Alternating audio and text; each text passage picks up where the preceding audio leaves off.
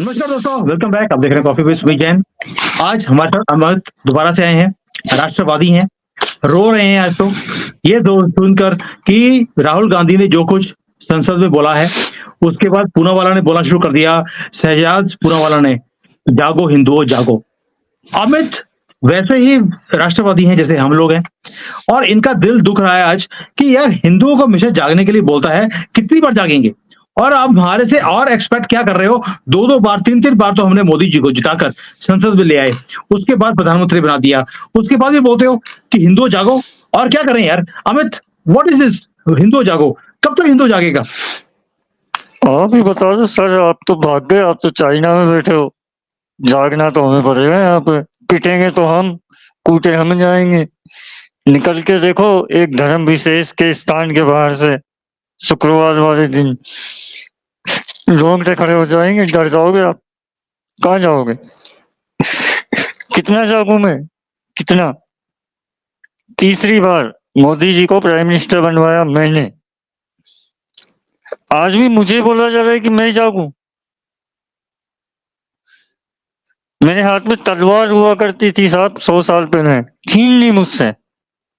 नेहरू जी ने मेरी संपत्ति छीन ली, पूरी संपत्ति वक्फ को दे दी। मुझे, मैं जैन हूं, मैं भी एक अल्पसंख्यक हूं, मुझे कुछ नहीं मिलता। भारतीय जनता पार्टी के अल्पसंख्यक मोर्चा में कितने जैनी राष्ट्रीय कार्यकारिणी में मुझे नहीं पता, सुना ही नहीं कभी? आज तक एक का नाम नहीं सुना।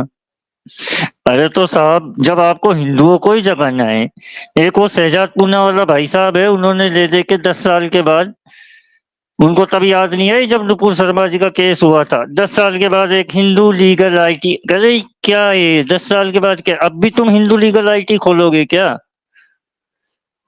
तुम्हारे पास किस चीज की कमी है कि तुम हिंदुओं की रामचरितमानस फाड़ने वाले को उठा के अंदर नहीं करते हो? दो मुसलमान कन्हैया लाल का गला रेत देते हैं सिर्फ इसलिए कि उसने नुपुर शर्मा का समर्थन किया था। रामचरितमानस की प्रतियां जलाई गई, तुम चुप रहे। हिंदुओं को एडस बोला गया, कुष्ठ बोला गया, जो मर्जी जो बोलता है। ट्विटर उठा के देखो, मर्जी आए जो बोल रहे हैं, रम में मिले राम, जिसकी मर्जी आए जो भौंकते जा रहा है कुत्तों की तरह, हम सुने जा रहे हैं। और हमको बोला जा रहा है हम जागे। भाई तुमको प्रधानमंत्री बनाया है, 240 सीटें किस लिए दी है? एनडीए की सरकार किस लिए है? 10 साल से कहां मरे पड़े थे? अरे हम अमेरिका से भी लड़ लेंगे, चाइना से भी लड़ लेंगे, रसिया से भी लड़ लेंगे, हर किसी से लड़ लेंगे। अरे पर घर में तो बचेंगे तब तो लड़ेंगे महाराज। यहाँ तो साला ट्विटर पे जाओ, तुम्हारा राम ऐसा, तुम्हारा कृष्ण ऐसा, तुम्हारा शिव ऐसा, और वहां पे हम जवाब में लिख दे कि साहब आपके वो ऐसे, तो फिर हमारी फाड़ दी जाती है सब। डर के बैठा हूं, चुपचाप ट्विटर बंद कर दिया। 4 मुसलमानों ने आके गालियां बक दी, एक आयत कोट कर दी मैंने वहां पे, चुप करके बैठ गया। पता चले अभी घर पे आ जाए cut cut cut cut cut, क्योंकि मैं तो मेरी प्रोफाइल पिक और यूज करता हूँ, लोकेशन मेरी ओरिजिनल है। राहुल गांधी जी को जो भी उन्होंने संसद में कहा, क्लिप काट के लगाई नहीं लगाई, व्हाटएवर, उन्होंने एक शब्द बोला, हिंदू हिंसक होता है। साहब आप बोलो भाजपा हिंसक है, हमें कोई आपत्ति नहीं है। आप बोलो मोदी जी आतंकवादी है, हमें कोई आपत्ति नहीं है। हिंदू को हिंसक बोलने वाले तेरी औकात क्या है साले, पहले ये बता तू। तू कौन है? तेरी जाति क्या है? तेरा धर्म क्या है? तेरा दादा पारसी था, तेरी माँ कैथोलिक है, तेरा बाप कब हिंदू बना? तेरा दादा कब हिंदू बना? या तू कब हिंदू बना? कब तेरा हिंदू धर्म में आने के लिए संस्कार हुआ? यज्ञ पवित्र तूने कब करवाया? तूने कब जनेऊ धारण करी? हर 2 कोटि का इंसान जिसको, जब ये केदारनाथ या बद्रीनाथ कहीं गया था, वहां पे उन्होंने लिखा जाता है कि पर्चा भरा उन्होंने धर्म, तो उन्होंने बोला नॉन हिंदू। वहां लिखा है इसने कमीने ने नॉन हिंदू। जिसने जो भी लिखा है भाई आप अगर मेरे धर्म के नहीं हो तो आपका कोई हक नहीं बनता कि आप मेरे धर्म पे उंगली उठाओ। अगर आप मेरे धर्म पे उंगली उठाओगे तो मैं तो माँ बहन की गालियां आपके ट्विटर पे लिखूंगा, फिर जो उखाड़ना हो मेरा उखाड़ लेना। लेकिन अमित, मैटर ये मैं नहीं तो है कि साफ उसने क्या बोलूंगा। बोला और उसने क्या बोला और हमने क्या बोला। मुद्दा तुम्हारा जो था, शुरू में तुमने बोला कि यार तुम्हें मोदी जी को 3-3 बार प्रधानमंत्री बना के दिया हिंदुओं ने, और हिंदुओं के लिए तुमने क्या किया? तुम तो अभी भी सबका साथ सबका विकास का सारा सैपा लेके बैठ गए तुम। मोदी जी, मुझे नहीं पता उन तक किसकी आवाज पहुंचती है, ठीक है, पर उनके पास उसकी आवाज नहीं पहुंचती जिसकी पहुंचनी चाहिए। स्पष्ट बात है। क्या भारतीय जनता पार्टी या नरेंद्र मोदी के अंदर आज इतनी ताकत नहीं है कि वो सनातन धर्म के खिलाफ कोई भी व्यक्ति किसी भी प्रकार की आपत्तिजनक टिप्पणी करे तो उसको कानून के दायरे में लेके और अंदर करवा दें? क्या बिल्कुल मेरे पावर है। देश के प्रधानमंत्री की आज इतनी हैसियत नहीं है? क्या मेरे देश के प्रधानमंत्री की आज इतनी हैसियत नहीं है कि वो जो नुपुर शर्मा के केस में माननीय न्यायालय ने जो आदेश दिया उस आदेश को पुनर्विचार भारत की संसद में किया जाए? क्या माननीय नरेंद्र मोदी आंख बंद करके और कान बंद करके सो रहे हैं कि उन्हें हिंदुस्तान में होने वाली हिंदुओं के खिलाफ चीजें नहीं दिख रही है? क्या बंगाल में जो हिंदू मर रहा है उसने क्या कभी नरेंद्र मोदी को वोट नहीं दिया? क्या उसने भाजपा का झंडा लेके नहीं बढ़ा? कब तक कब तक मैं बर्दाश्त करूंगा? कब तक मैं डर डर के जीऊंगा? मुझे साला डर ये लगता है कि मैं पंचर बनाने जाऊं, एक पंचर की जगह पे 4 किले और ठोक देता है वो। 300 रुपए लगते हैं महाराज। करूं और क्या? कहाँ जाऊं? और कंट्रोल सारा पंक्चर वाली दुकानों के ऊपर उन्होंने किया हुआ है। वो आप किसी और के पास जा नहीं सकते क्योंकि उन्होंने पूरा का पूरा टेक ओवर कर लिया मार्केट का, पंक्चर की दुकान का। और वो कम से कम 4-5 पंक्चर तो देता ही है आपको। वही बात है। ट्विटर पे मैं जाता हूँ, 2 ट्वीट करता हूँ, देखता हूँ कुछ शांति प्रिय समुदाय के लोगों ने कुछ ट्वीट किए हुए हैं। मर्जी आए जिसको तो वो हिंदू बना देते हैं, मर्जी आए जिसको गाय काटने की शंका में इस व्यक्ति को मारा गया, अब उस पे जाके कुछ लिख दो तो फिर वो सर काटने की नौबत आ जाती है। नुपुर शर्मा जी को आपने निकाल दिया साहब पार्टी से बाहर। हम बोलेंगे तो क्या पता, हमारे तो आगे पीछे कोई वैसे ही नहीं है। हम किसके सहारे बोले? हमें किसका सपोर्ट? कल को आ जाए 5 देखो जाके कटक खत्म कर देंगे, क्या करूं मैं? देखो ये बात तो मैंने मानता हूं, अखिलेश यादव हो, ममता बनर्जी हो, कांग्रेस हो, उनके प्रवक्ता के अगेंस्ट अगर कोई भी केस बनता है, कुछ भी होता है, इमीडिएटली फोन ऊपर से आता है, इसको छोड़ दिया जाए।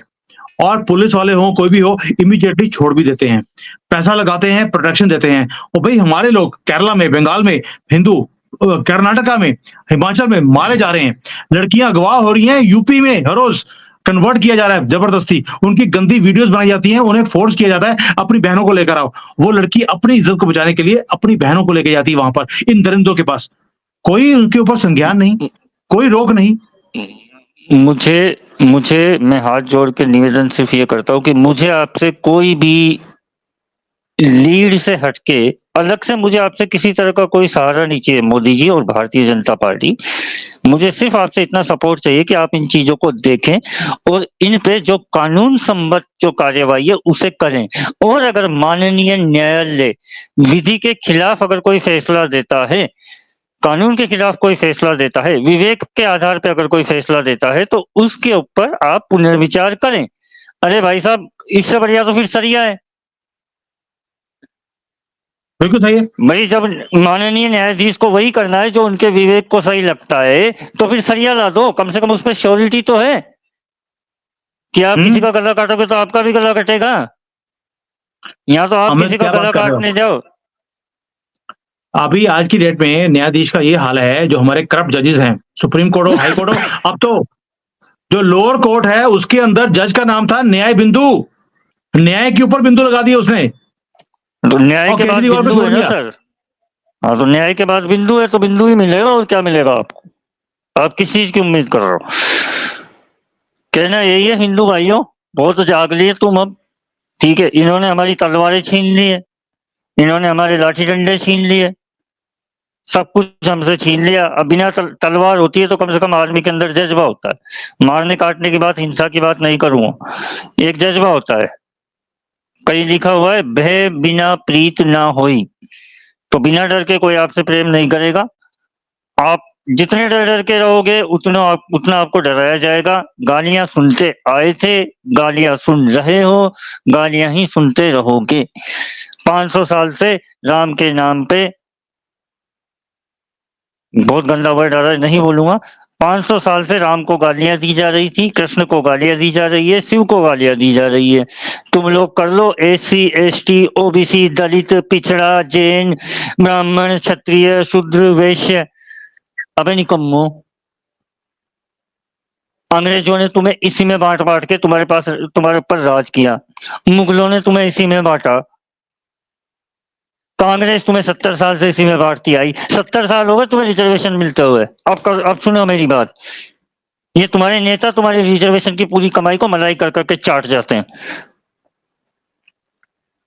10 नेताओं के नाम बता देना मुझे जिन्होंने किसी पिछड़ा समाज के लिए कुछ किया। सब बट जाओ, सब कट जाओ और सब मर जाओ।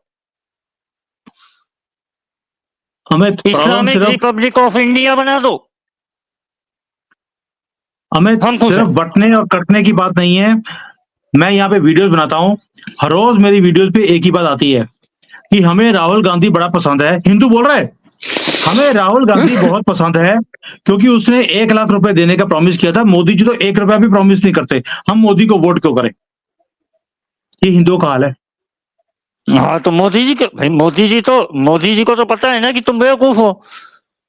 तुम्हारे जब डंडा पड़ेगा, एक बार कोई अगर तुम्हें थप्पड़ मारेगा, तुम एक बार तो चुप करके बैठ जाओगे कि यार कोई बात नहीं, ये भाई ने गलती से मार दी होगी। दूसरी बार मारेगा तब भी चुप करके बैठ जाओगे। जब फिर तुम्हारे गाल पे तीसरी बार मारेगा ना, तब तुम्हें होश आएगा। ये हिंदू हो तुम और हम। तो मोदी जी को पता नहीं, है वो तो कि सोने तो सो रहे, तीसरी बार दे दिया ना वोट। पिछले 10 साल में क्या मिला आपको? राम मंदिर नहीं दिया मोदी जी ने, डंके की चोट पे बोलता हूँ, न्यायालय ने दिया है। साबित करे कि मोदी जी ने दिया है राम मंदिर। क्यों आपने न्यायालय के फैसले का इंतजार किया? क्यों आपने संसद में बिल पारित नहीं किया? उस दिन से बोलती बंद हो जाती उस समुदाय की, जो समुदाय आज तुम्हारे ऊपर, जो पार्टियां आज तुम्हारे ऊपर, जो नेता आज तुम्हारे ऊपर, तुम्हारे राम को, तुम्हारे श्याम को, तुम्हारी रामचरितमानस को, तुम्हारी रामायण को भर भर के गालियां देते हैं। कहाँ सोए पड़े हो? किसी और मजहब के लिए दी होती, पूरे हिंदुस्तान की सड़कें जाम हो गई होती। सही बात पूरे है। हिंदुस्तान की सड़कें जाम हो गई होती। एक वो कानून जिसने कभी आना ही नहीं था, या आना था, या जो भी होना था उस कानून का, CAA, शाहीन बाग, कितने महीने तक ब्लॉक किया। उनके क्या बच्चे नहीं है, उनके बीबियां नहीं है कि उनको खाने को कहां से मिलेगा? या मोदी जी की ठेकेदारी है कि तुम्हें सब कुछ देता रहे? बैठ जाओ, तुम भी तो कुछ करो। हमें भी कुछ करना पड़ेगा, पर पहले उन मोदी जी को कुछ करना पड़ेगा। हमें जगाने से अब काम नहीं होगा मोदी जी। हमें जितना जागना था हम जाग चुके, इससे ज्यादा हमारी औकात नहीं है। हम अगर ज्यादा जागेंगे तो फिर वो कटे हुए सर गलियों में मिलेंगे तुम्हें, क्योंकि अब हमारी हद हो गई है। अब जो मेरे राम को गाली देता है, मुझे भी ऐसा लगता है कि मैं उसके किसी का नाम लिख कर उसको गाली दूं, फिर वो गुस्ताखी सही हो बात है। जाएगी। कौन आएगा मुझे नहीं, बचाने? बात सुनो, मोदी आएगा। मैं मैं हमेशा बोलता हूँ, जो हमें गाली निकालता मैं तो उसको ऊपर गाली निकालता हूँ। जब मैं गाली निकालता हूँ मुझे क्या बोलते हैं वो, तुम जैन हो, जैन में तो अहिंसा की बात होती है, तुम ऐसी बातें क्यों बोल रहे हो? फिर मुझे जैनिज्म सिखाई जाती है, मुझे हिंदू सिखा रहा है, मुसलमान नहीं बोल रहा। जिन हिंदुओं को हिंदुइज्म का, सनातन का नहीं पता, वो खुद पहले रोटी खाना सीख ले ढंग से, वो बेहतर है। स्पष्ट बात है। अब आज के दौर में सुब्रमण्यम स्वामी जी वो व्यक्तिगत रूप से किसी भी तरह का इंसान है, राजनीतिक रूप से किसी भी तरह का इंसान है, स्वार्थी है। मतलब ये भाजपा उसको कुछ भी गालियां दे, कुछ भी बोले, I do not care. Subramanian Swamy ji ने अगर माननीय न्यायालय में 2 याचिकाएं डाल रखी है, पहली राहुल गांधी सोनिया गांधी की नागरिकता पे, दूसरी नेशनल हेराल्ड पे, तो भाई साहब आप उनको रख के क्यों बैठे हो? खत्म करो इसको। कब काम में लोगे?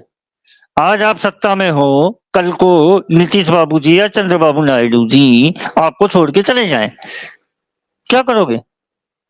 हमें पिटवाओगे क्योंकि हमने तुम्हें वोट दिया? बंगाल में तुम हिंदुओं को मरवा रहे हो, क्या है? मेरा ससुराल होता है साहब बंगाल में, ठीक है, जगह का नाम अभी नहीं बताऊंगा। वहां पे मेरे साले साहब के कोई मित्र थे, भारतीय जनता पार्टी के कट्टर कार्यकर्ता। लोकसभा चुनाव होने के बाद सीधे बोल दिया गया, भैया निकल लो यहाँ से चुपचाप, अब जितनी नेतागिरी करनी थी तुमने कर ली। बंदा झांसी में बैठा है आज, अपना काम धंधा सब कुछ छोड़ के, टेक्सटाइल की दुकान है, गारमेंट्स की, सब कुछ छोड़ छाड़ के यहाँ बैठा है, सारी प्रॉपर्टी सेल पे लगा दी, वहां पे क्या करेगा? भाई कितना डरे हमें हम? ये तो 1000 साल से चल रहा है। पहले हमें अफगानिस्तान से निकाला गया, पाकिस्तान से, बांग्लादेश से, सब जगह से निकाला गया। अभी भारत से निकाल रहे हैं। भारत में भी बंगाल से निकाल दिया, असम से निकाल दिया, केरला से निकाल दिया, अभी कर्नाटका से निकालने की पूरी तैयारी है। ये तो हिंदुओं के साथ हमेशा ही हुआ है, और ये मुसलमान बोलते भी हैं बार बार। और राहुल गांधी ने भी बोला यही चीज इलेक्शन के दौरान, कि मैं हिंदुओं की चीजें छीन कर आपको दे दूंगा, आप मुझे प्रधानमंत्री बना दीजिए। ये तो होता रहा है, और हिंदू हमेशा ही लड़के डर के निकल जाता है अपने पतली गली से। ये तो गुजरात में 2002 में उनको जवाब ना दिया होता तो आज गुजरात में भी वही हाल होता जो बंगाल में हो रहा है। मुझे कहना नहीं चाहिए, पर आज मैं ये कहूंगा कि शायद हिंदुओं के जो नेता हैं वो एहसान फरामोश हैं, चाहे वो मोदी जी हो, चाहे वो पहले कोई और रहा हो। अगर आपको ये पता है कि हिंदुओं ने अपनी जान पे खेल के आपको 14 में जिताया, 19 में जिताया, और 24 में भी आपको हारने तो नहीं दिया, आप जीते ही हो। उसके बावजूद अगर आप हिंदू समाज के लिए, सनातन धर्म के लिए अगर आप कुछ नहीं कर पाते, तो बेटर होगा चूड़ियां मैं मंगवा दूंगा। मेरे साधु साहब का फैक्ट्री है फिरोजाबाद में, बहुत बड़ा, लाखों चूड़ियां मिलती है, जिसको पहननी हो। नारी शक्ति का बिल्कुल भी अपमान नहीं है, जिसको भी पहननी हो वो पहन ले, वो घर में बैठ के आराम से जो मर्जी आए करे, हमें मरने के लिए छोड़ दे भाई। हमसे साफ बोल दे कि हमारे बस की नहीं है, सनातनियों तुमने हमें वोट दिया, तुम्हारा शुक्रिया, हम तुम्हारे लिए कुछ नहीं कर सकते, हम चुप होके बैठ जाएंगे साहब, डर जाएंगे हम भी। हम एक भाई साहब है, कोई हमें जैन भाई साहब, वही नुपुर शर्मा वाले एक जैन भाई साहब है, उनके बाप दादों ने या उन्होंने किसी ने डर के मारे पढ़ लिया था कलमा, हम भी पढ़ लेंगे, क्या करें? सही बात है। इस तरह के हालात रहेंगे तो हमारे बीवी बच्चों को बचाने के लिए कुछ तो करेंगे।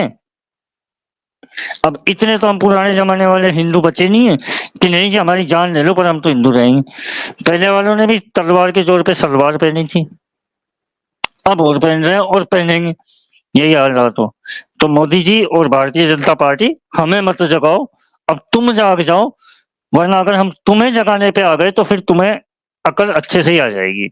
और मोदी जी आपसे विनम्र निवेदन है, आप देश के प्रधानमंत्री हो इसलिए मेरी भाषा प्रार्थनीय है आपसे कि इन मुद्दों पे ध्यान दे लो, वरना मोदी जी बहुत बुरा हो जाएगा हिंदुस्तान, जिसको आप नहीं संभाल पाओगे। जब हो जाएगा उसके बाद में ही फिर आप संभाल पाओगे। अमित, मेरी हम अभी कई हिंदुओं को लोगों मत से बात जगाओ, होती है। हम इतना जितना जाग सकते थे हम जाग चुके। मेरी अभी कई लोगों से बात होती है स्टेट इलेक्शंस के लिए, जो आगे स्टेट इलेक्शंस आ रहे हैं। हर स्टेट के अंदर बीजेपी की हालत खस्ता है।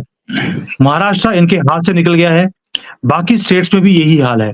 यानी कि बीजेपी अपनी अब जो कोर वोट बैंक था हिंदू, उसी से दूर होता जा रहा है। सबका साथ सबके विश्वास के स्यापे में, और भाई 2 बार जिताया आपको, वो हिंदू वोटरों ने जिताया आपको। अब आप लेकर आगे सेकुलरिज्म का पार्ट, जो कांग्रेस हमारे साथ खेलती रही, और उस चक्कर में हमें मारा जा रहा है, और मोदी जी चुप है।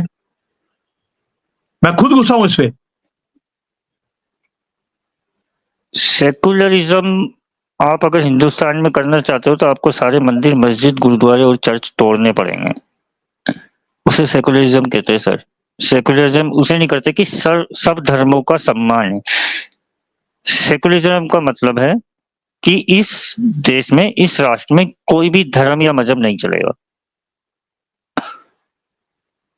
मैं किसी महाशय को सुन रहा था, उन्होंने ऑक्सफोर्ड का कुछ रेफरेंस दिया है तो उसके हिसाब से सेकुलरिज्म का मतलब जो है वो ये होता है कि आप किसी भी धर्म, जाति, मजहब, संप्रदाय, रंग इन सब चीजों से ऊपर हो। तो आप अगर हिंदुस्तान को सेकुलर स्टेट बना रहा है तो सबसे पहले आप बुलडोजर उठाओ, मंदिरें तोड़ो, मस्जिदें तोड़ो, गुरुद्वारे तोड़ो, चर्च तोड़ो। उसके बाद में आप सेकुलरिज्म की बात करें। ये फालतू के स्यापे, क्या आज नरेंद्र मोदी की इतनी औकात नहीं है जो इंदिरा गांधी ने 71 में किया था उसको रिपीट कर सके? सॉरी, आपातकाल इमरजेंसी आई थिंक 71 और 77। 77, सॉरी। क्या मोदी जी की इतनी औकात नहीं है? इमरजेंसी लगाओ ना, करो ना अंदर, कौन रोक रहा है आपको? तैयार है हम महाराज। 2 महीने तक दुकानें नहीं खुलेगी, कोई फर्क नहीं पड़ेगा। 6 महीने हमने कोरोना झेल लिया, हम्म। कोई नहीं मर रहा। खूब अनाज है लोगों के पास। ये जो फालतू की चूतियां हैं कि चूतिया बना रहे लोग कि ये भुखमरी हो रही है, ये हो रहा है, वो हो रहा है, ग्लोबल हंगर, कहीं कुछ नहीं है। 5 लोग बता दे मेरे को पूरे हिंदुस्तान में जो भूखे सोए हों,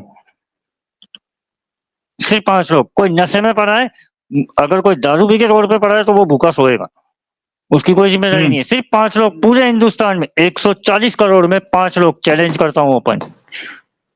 नहीं, मैं तो कोई हमेशा मन बोलता से ही हूँ ना खाए कि तो उसका कुछ नहीं। जो लोग मरते हैं भूख से, भारत में कोई मरता नहीं है। हाँ, ओवर ईटिंग से जरूर मरते हैं। हाँ, और ओवर ईटिंग से मरते हैं और उसके बाद में ये बोलते हैं साहब इतने लोग थे इसलिए इतने मर गए। आप देखो दिल्ली के शमशान में कितने लोग आते हैं मरने के लिए। सही है, खैर उनके, आप उन लोगों के कंसेप्ट को तो सर, आप कैसे उनके तर्क को आप कैसे चैलेंज कर सकते हो? कर नहीं सकते। एवरीथिंग वो इज तो इनका तो एवरीथिंग इज कमिंग हाँ, from top. Top top top आसमानी। आप आसमान ही है सब वो। मतलब मुझे, मैं क्या बोलूं, एक हमारे गांव में एक व्यक्ति था, ठीक है, वो कहानियां सुनाता था बड़ी प्यारी प्यारी। और उसने एक दिन ऐसे बोल दिया कि जब मैं छोटा था तो मेरे को एक सपना आया, और अपने गांव में किसी जगह पे 1000 किलो सोना गड़ा हुआ है। 700 बीघा जमीन खोद दी मेरे गांव वालों ने। वही हाल है महाराज। सही बात है, सही बात है। नहीं, तुम्हारा 700 मैसेज बीघा बिल्कुल जमीन क्लियर है। खोद दी। अब आज जो फाइनल, आप हिंदुओं से मेरा नम्र निवेदन है, सविनय निवेदन है कि भाई साहब भय बिना प्रीत ना होए, इस चीज को समझ लो। मोदी जी को डर दिखाना अब आप अपना चालू कर दो। सड़क पे आ जाओ, मोदी जी को बोल दो कि भैया कर रहे हो या निपटा दें। हम्म। आपके पास बहुत अच्छा मौका है, स्टेट असेंबलीज के इलेक्शन आ रहे हैं। सरकार के ऊपर आप जब तक दबाव नहीं डालोगे, सरकार काम नहीं करेगी। सरकार काम नहीं करेगी, वो आप ही को जगाती रहेगी। उनको तो मजे आ रहे हैं, एसी कमरों में बैठे हैं, हवाई जहाज में उड़ते हैं। आपने बना के भेज दिया सांसद, मिल जाएगा 2-3 साल में एक बार आपको, कोई भी हो, बीजेपी, कांग्रेस, व्हाटएवर। विकास के काम है, 5 सड़कें बना देगा, 6 हैंडपंप लगा देगा, 5 जलाशय बना देगा, 2 स्कूलों को प्रमोट कर देगा। क्या करेगा वो? और क्या करेगा? यही काम होता है सांसद का। हम्म। सड़कों पे निकल लो, अपने धर्म के खिलाफ कुछ भी होता है आवाज उठाना चालू करो, संगठित हो जाओ, सरकार आपकी सुनेगी। विघटित रहोगे, बटे रहोगे, सरकार कुछ नहीं सुनने वाली। ट्विटर आने से मोदी जी पे कोई फर्क नहीं पड़ने वाला। 10 लाख पोस्ट डाल दो, 2 करोड़ पोस्ट डाल दो, कोई फर्क नहीं पड़ने वाला मोदी जी पे ट्विटर से। सड़कों पे आ जाओ, जहां जहां आपकी राज्य सरकारें हैं वहीं पे हंगामे करो। हम्म। मत करो बंगाल आई में, एग्री। पिटोगे। बंगाल में नहीं, करने आई की एग्री जरूरत विद ही यू। नहीं, पिटोगे। बीजेपी राहुल के गांधी स्टेट के जो खिलाफ, हैं। आज राजस्थान भाजपा, मैं राजस्थान में बैठा हूँ, राजस्थान भाजपा सिर्फ ट्विटर पे बोलेगी कि राहुल गांधी ने ये बोल दिया। सड़क पे क्यों नहीं आए भाई? क्या कर रहे हैं यहाँ का प्रदेश अध्यक्ष या प्रदेश मंत्री या प्रदेश संगठन मंत्री? एसी कमरों में बैठे, साहब धूप हो रही है। अपन महाराज अब तो बारिश हो गई, मौसम भी ठंडा हो गया, अब तो आ जाओ सड़क पे, अब तो बोलो। तो पिटवा के देखो, बोलोगे? ना आरएसएस बाहर आई, ना बजरंग दल बाहर आया, ना बीजेपी बाहर आई, ना हिंदू बाहर आया। कोई भी बाहर नहीं आया।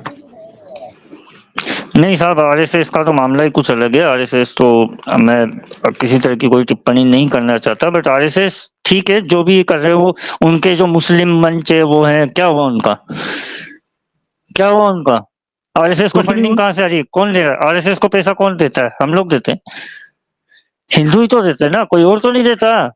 तो हिंदुओं का पैसा तुम मुसलमानों में क्यों बांट रहे हो भाई? और तुमको ये कौन सा प्रेम जाग गया?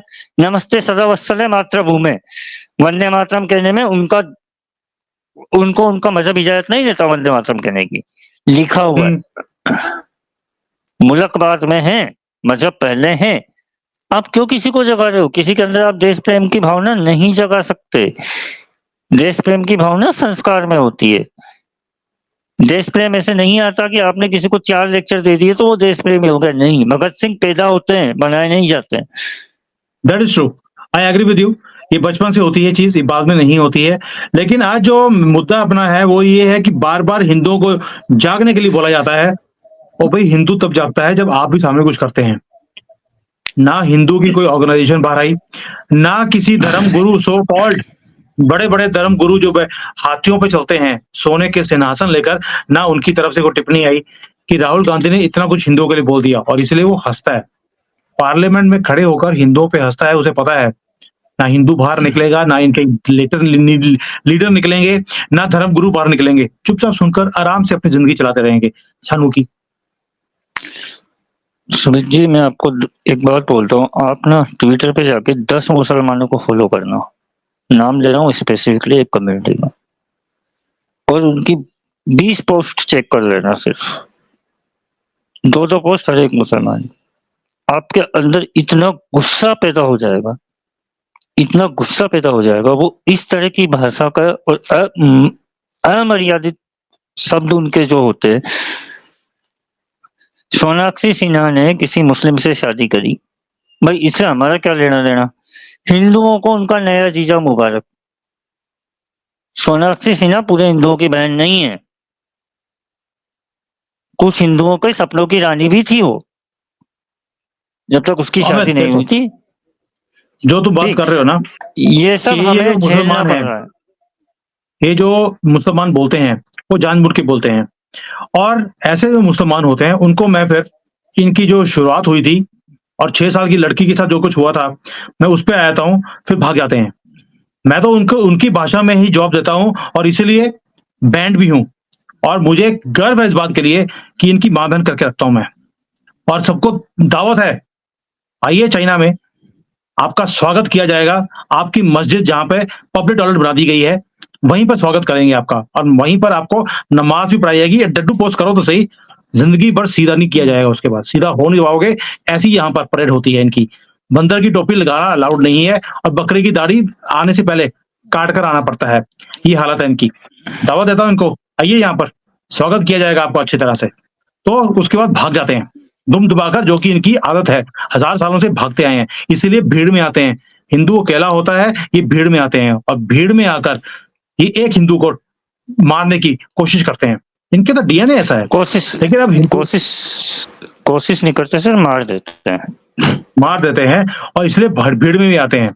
और उनको मालूम है कि न्यायाधीश जो है वो तो है ही इनके पालतू कुत्ते, तो वो तो इनको बरी कर ही देंगे कि नहीं नहीं नहीं, 22 बार चाकू ही तो मारा था, 23 बार थोड़ा मारा है, इसलिए बरी किया जाता है। अगर 23 बार मारा होता तो हम इसे सजा देते या केस चलाते 15-20 साल के लिए। लेकिन क्योंकि सिर्फ 22 बार चाकू मारा है किसी लड़की को, तो इसलिए बरी कर दिया जाता है, उसको बेल दे दी जाती है। अभी मुझे स्टेट का नाम नहीं पता, किसी स्टेट में है कि साहब जी 5 साल के नमाजी थे इसलिए इनका अपराध माफ किया जाता। हाँ, अभी रिसेंटली हुआ है 5 टाइम के नमाजी। हाँ, 5 बार वो नमाज पढ़ रहे थे, तो इनका हृदय परिवर्तन हो चुका है, इसलिए उसको बेल दे दी, बेल नहीं दी सॉरी, उसकी जो फांसी की सजा थी उसको उम्र कैद में कन्वर्ट कर दिया। और 5 साल के बाद बोलेंगे कि इसने 5 साल की बजाय 5 दिन की बजाय ये अब 10 बार इसने नमाज पढ़नी शुरू करी है, इसलिए इसको बरी कर दिया जाता है। तो पहले उसकी जो है उम्र कैद में कन्वर्ट किया है, बाद में उसे बरी भी कर देंगे क्योंकि ये नमाज पढ़ता है। ये तो हालत है हमारे अपराधियों को, पर बिल्किस बानो के अपराधियों को पेरोल पे छोड़ देंगे तो संविधान खतरे में आ जाएगा, क्योंकि वो हिंदू है ना। तो फिर संविधान कौन सा है?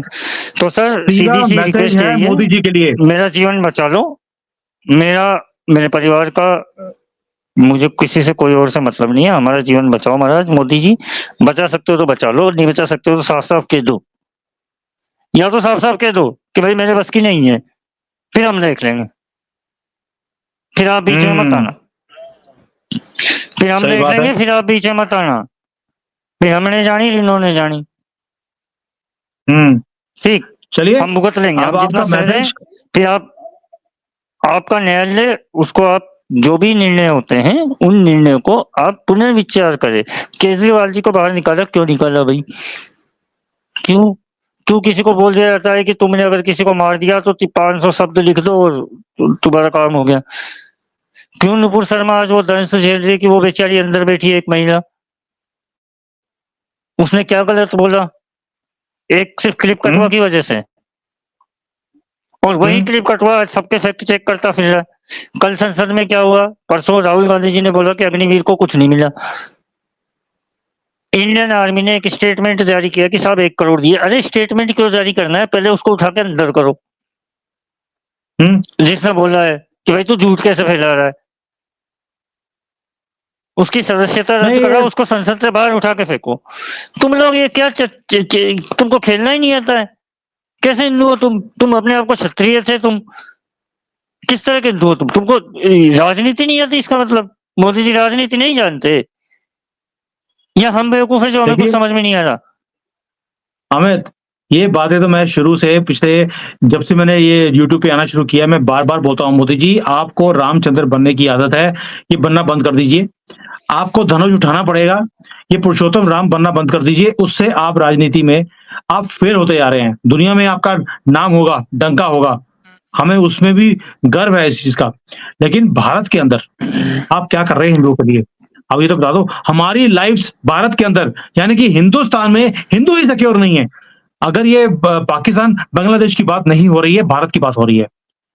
और मोदी जी उसके लिए कुछ भी नहीं कर रहे हैं। और अभी जैसे तुम आज रो रहे हो, ऐसे ही मेरा दिल भी रो रहा है, ऐसे ही करोड़ों हिंदुओं का दिल भी रो रहा है अमित। मैं तुम्हारे साथ हूँ इसमें और कोशिश कर रहा हूँ कि मोदी जी जाग जाएँ। पुष्पेंद्र जी कुलश्रेष्ठ करके एक व्यक्ति है, सनातन के लिए बहुत काम करते हैं, विष्णु शंकर जैन साहब के साथ होते हैं। आज दूसरा विष्णु शंकर जैन हिंदू समाज में पैदा नहीं हो रहा है। पुष्पेंद्र कुलश्रेष्ठ जी साफ बोलते हैं, सत्ता पे बैठने के बाद व्यक्ति अंधा, बहरा और गूंगा हो जाता है। आपको उसे जगाना पड़ेगा। अगर वो प्यार से नहीं जाग रहा है तो उसको पानी डाल के जगाओ, पानी डाल के नहीं जाग रहा है तो उसको आवाज करके जगाओ, शोर से भी नहीं जाग रहा है तो फिर उसको लात मार के जगाओ। जहां जहां भाजपा शासित सरकारें हैं, भाजपा के कार्यकर्ताओं को, अगर तुम्हारे पास कार्यकर्ता नहीं है तो हमें कह दो, हम ले आएंगे कार्यकर्ता। अगर तुम्हारे बस की नहीं है गर्मी में 2 घंटे खड़े रहने की, हमें कह दो, हम ले आएंगे महाराज, पर कुछ तो बोलो। या हमारे भी गले कटवाओगे और फिर बाद में आ जाओगे? हमें नहीं बनना कन्हैया लाल टेलर। बचाओ, और नहीं बचा सकते तो साफ कह दो कि साहब हम तो तुम्हें नहीं बचा सकते। तुम्हारी रामचरितमानस फाड़ी जाएगी, तुम्हें एड्स बोला जाएगा, तुम्हें कुष्ठ बोला जाएगा, तुम्हें मलेरिया बोला जाएगा, तुम्हारे राम जी को गालियां दी जाएगी, तुम्हारे मंदिरों को तोड़ा जाएगा, तुम्हारी हजारों साल पुराने मंदिरों को वक्फ की संपत्ति बताया जाएगा। हम कुछ नहीं कर सकते, तुम्हारी दिल हो जो कर लो, फिर हम कर लेंगे।